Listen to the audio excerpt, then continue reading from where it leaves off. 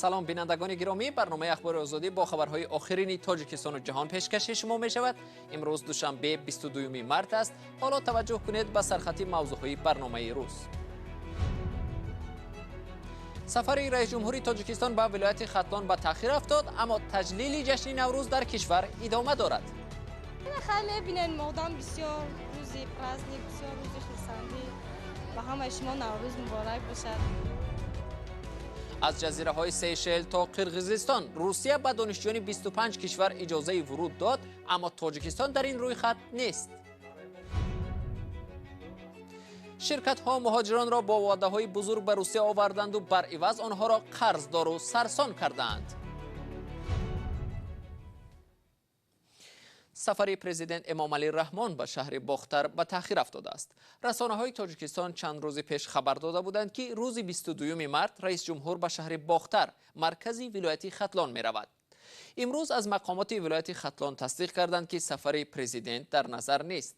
به قول منصبداران ختلانی، رمز پخته و خوشه گندم که باید تا آمدن پرزیدنت در شهر باختر ساخته میشد ناتمام است و هنوز بناکاران مشغول کارند. به گفته مقامات قرار است پرزیدنت روز 24 و 25 به ختلان آمده در رسم افتتاح چند کارگاه در این ولایت شرکت ورزد.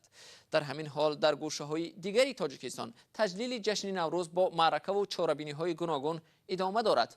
به فرق از دیگر کشورها، در تاجیکستان ساکنان ظاهرا خوف کرونا ویروس را دیگر احساس نمی کنند و بسیاری ها به سیر و گشت نوروزی به خیابان ها برآمدند. در روز تجلیل جشن نوروز خیابان و باغ‌های دوشنبه پر از آدم بود. از جوانان تا کودکان و پیرانسالان به تماشای چاره‌بینی‌های فرهنگی و سیر و گشت عیدانه برآمدند.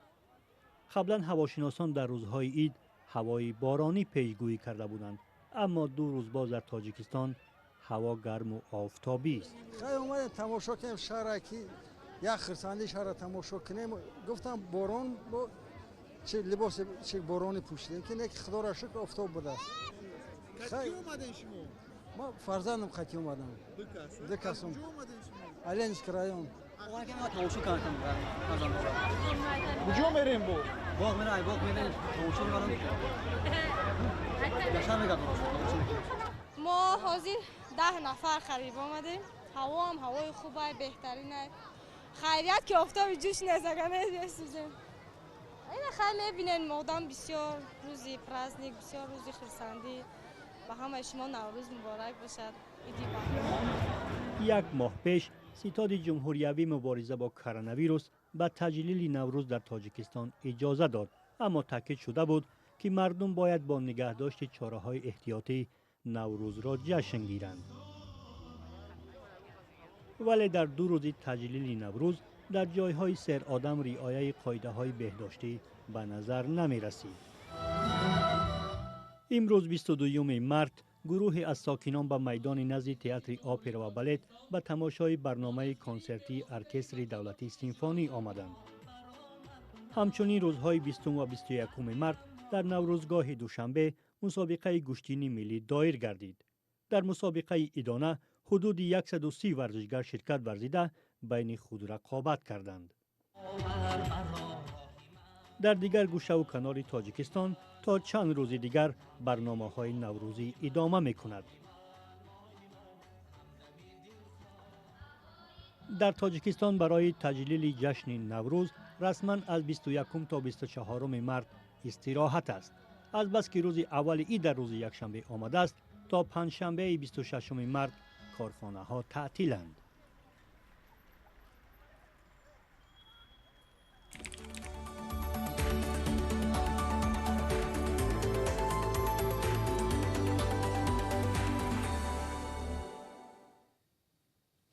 اعلان نام کشورهایی که دانشجویانشان میتوانند برای تحصیل وارد روسیه شوند صدها نفر در تاجیکستان ناامید کرده است. دانشجویان تاجیک که به دانشگاه‌های روسیه داخل شدند میگویند امید داشتند که بعد 1 سال راه آنها نیز برای تحصیل باز می شود، ولی چنین کار صورت نگرفت. تقدیر دانشجویان تاجیک که باید برای تحصیل به روسیه روند همکنون نامعلوم باقی میماند. ادامه موضوع در گزارش همکارم مولا رجب یوسفی از شهر دوشنبه. تصمیم مقامات روسیه برای راه دادن دانشجویان از 25 کشور در تاجیکستان با واکنش‌های گوناگون روبرو شد. به خصوص دانشجویان درمانده میگویند امیدشان برای تحصیل در سال روان در روسیه خیلی کم مانده است. برخی از دانشجویان گفتند اگر تا آخر ماه راهشان به روسیه گشوده نشود احتمال 1 سال عمرشان بیهوده می رود. از حسابی که ما با درس‌ها اشتراک نمی‌کنیم، دانشگاه ما از 31 مارت با ما رخصت پیشنهاد اکادمیات را دارند. برای آن پیشنهاد دارند که دانشگاه از 1 اپریل سال جاری با زبان روسی بگیم پرکتیکا ما سر می شود. از همین حساب حالا در وطن خود یعنی تاجیکستان قرار داریم، اما ما نمیخواهیم که 1 سال بیهوده صرف شود. دانشجویان درمانده تاجیک میگویند برای حل مشکلشان تا امروز به وزارت کارهای خارجه تاجیکستان و سفارت روسیه در دوشنبه مراجعت کردند، اما تا حال کسی به مشکلشان رسیدگی نکرده است. با گفته دانشجویان سرعت پست اینترنت در تاجیکستان امکان تحصیل فاصله‌ای را خیلی مشکل کرده است. از سوی دیگر دانشجویان به خصوص آنهایی که در رشته طب تحصیل میکنند میگویند آنها باید در دانشگاه باشند. در نیم سالی اول کم و بیش هم باشد ما امکان داشتیم دیستانسیون را تحصیل کنیم و در نیم سالی دوم البته که نه، زیرا که ما اریناتر هستیم به کلینیک‌ها تقسیم میکند که کلا امکانی دیستانسیونی خواندن را از بین میبرد و ما بسیار میخواستیم که مقامات داخلدار به رفتن ما مساعدت کنند. البته ولی تنها دانشجویان نیستند که از باز نشدن راهشان به روسیه نگرانند. خبرگزاری رسمی خاور هم در گزارش از تصمیم مقامات روسیه برای نگشودن راه دانشجویان تاجیک انتقاد کرد. خاور نوشته است کمیته آمار اتحاد دولت‌های مستقل از نگاه سالمی وضع بهداشتی تاجیکستان را در جای اول گذاشته است، ولی روسیه راه دانشجویان تاجیک را باز نکرد. در همین حال برخی از کاربران شبکه‌های اجتماعی نوشتند راه نیافتن شهروندان تاجیکستان به روسیه از جمله دانشجویان احتمال به خاطر آن است که دوشنبه تا به حال عضویت اتحاد اقتصادی اوراسیا را قبول نکرده است. کاربران برای اثبات نظر خود این دلیل را پیش می‌آورند که روسیه راه دانشجویان از قزاقستان و قرقیزستان را باز کرد، چون این دو کشور عضو سازمان اتحاد اقتصادی اوراسیا یا به اصطلاح تماجن سیوس هستند. اما مقامات تاجیکستان چنین نظرها را رد کرده گفتند برقرار شدن پروازها از تاجیکستان به روسیه هیچ ربطی به مسئله عضویت در اتحاد اقتصادی اوراسیا را ندارد. طبق اطلاع وزارت معارف و علم تاجیکستان سال گذشته 3000 دانشجوی تاجیک به دانشگاه‌های خارجی داخل شده، اما با سبب بسته بودن راه‌ها نتوانستند به مکان تحصیل حاضر شوند. بیشتر این دانشجویان باید به روسیه و چین می‌رفتند.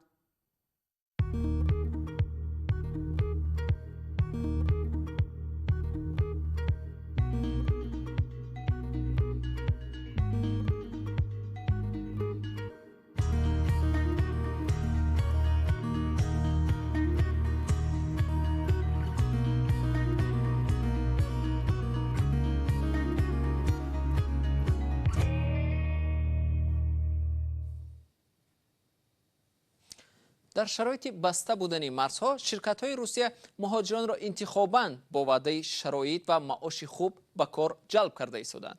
اما یک گروه از مهاجران کاری از ازبکستان که با دعوت شرکت روسیه به این کشور رفتند میگویند کاردهنده نه تنها به وعده معاش و شرایط خوبی کاری وفا نکرد، بلکه آنها را از بانک‌ها قرضدار کرد و در شرایط سخت همکنون تنها گذاشت. گزارش تلویزیونی نستایش وریم را از سرسانی‌های مهاجران ازبک در روسیه همکارم میرزانبی خالقزاد تقدیم می‌کند. بهادر سریمساقوف سال گذشته توسط یک برنامه وزارت مهنت ازبکستان برای کار در شرکت پیگ ایندوستریا به روسیه آمد. به او از 75 تا 90 هزار روبل معاش وعده کردند، ولی بعد شروع کار در ساختمان معلوم شد که معاش بهادر 2 برابر کمتر از مبلغ وعدگی است. بهادر خیلی میخواست از کار دست کشیده به وطن برگردد، اما نمیتوانست، زیرا برابر وارد شدن به روسیه شرکت کارفرما او و همکاران دیگرش را مجبور کرد که برای آماده کردن پتنت و دیگر سندهای ضروری مهاجرت از بانک قرض بگیرند. به این ترتیب بهادر و همه 200 مهاجر همراهش برابر وارد شدن به روسیه 28 هزار روبل قرضدار شدند. پول ما تا 40-45 هزار روبل است، ولی در آنجا به ما از 70 تا 90 هزار روبل وعده داده بودند. پول وعدگی را ندیدیم. بالای این در آنجا به ما وعده داده بودند که کار از ساعت 8 صبح تا 5 بیگاه دوام میکند، اما ما اینجا در بسته شبانه هم کار میکنیم. این مهاجر میگوید برابر به روسیه رسیدن ناراحتی ها شروع می شود. مهاجران را در خوابگاه کرانتین می کنند که شرایط مساعد برای زندگی ندارد. این نوارها را کارمندان شرکت پیک از خوابگاه به حامیان حقوق فرستادند. کرانتین ما در همین جا می‌گذرد. ببینید همه جا پر تارتنک است. مگر آدم را در چنین شرایط نگه داشتن ممکن است؟ حالا من به شما دالان را نشان می‌دهم. بهادر میگوید هنوز از اول این کار شبهناک بود. تنها برای یک بلیط از ازبکستان همه 200 مهاجرایی که همراه او به روسیه آمدند $450 پرداخت نمودند. اما به آنها رسید داده نشده است. یک منبع به خبرنگاران آزادی از ازبکستان گفت هواپیما را شرکت کارفرما پیشکی با ارزش $250 برای هر بلیط فرمایش داده بود. مسئولین شرکت پیک از شأن این مسئله خودداری کردند. در این مسئله بسیاری ها به ما مراجعت کردند. ما شرح نمیدهیم. در عریضه‌ای که شرکت پیک به همکارانش در ازبکستان ارسال کرده است و یک نسخه آن به دست خبرنگاران آزادی هم افتید، گفته می شود که مزد میانه Заявка на подбор персонала, наименование вакансий, монтажник по монтажу стальных и железобетонных конструкций, необходимое количество 40 человек, уровень заработной платы от 70 до 100 тысяч рублей, каменщики, уровень заработной платы от 70 до 100 тысяч рублей, электросварщики от 60 до 90 тысяч, слесарь-сантехник от 60 до 100 тысяч рублей. چی و سنتکنیک از 60 تا 100 هزار روبل. برای رفتن به کار دیگر و به شرطنامه بهتر مهاجران می ترسند. کارفرما با آنها تهدید اخراج از روسیه و زندان می کند. هرچند به گفته حقوق شناسان کارفرما طبق قانون نمی تواند این کار را کند. البته این امکان هم وجود دارد که شهروندان خارجی را به شعبه پلیس آورده دو قانون شکنی را به گردنش بار کنند و برای 5 سال او را از حق ورود به روسیه محروم نمایند و به وطنشان خارج کنند. در تجربه چنین حالتها خیلی زیاد بود. ممکن است 100 نفر را به جوابگری کشند و یا اخراج کنند، ولی این کار را با همه کردن نمیتوانند. اما آیا مسئولین یا مقاماتی که مهاجران را از داخل کشور برای کار به چنین شرکت جلب کرد چه نقشی دارد و در این مورد چه چاره می‌اندیشد؟ میدانید ما فقط آزمون تشکیل میکنیم و از آنجا هم خواهشمندان و هم نمایندگان شرکتی کارفرما اشتراک میکنند. ما حالا نقشه داریم این مسئله را بررسی کنیم. قرار است یک هیئت ما به آنجا رود. ما روی این مسئله کار خواهیم کرد. حقوقشناس نسیم عبداللهیف بر این باور است که برای حل این مشکل آژانس مهنت و مهاجرت ازبکستان باید کارفرما را موظف میکرد که حداقل لایحه شرطنامه را امضا کند که در آن شرکت کار و عهده‌داری‌های جانب‌ها شرح داده شود. پاکستان امر داد به فرزندان یک جوانی که بعد شکنجه و بدرفتاری کارمندان هر دو نهاد خودکشی کرد جبران بپردازند.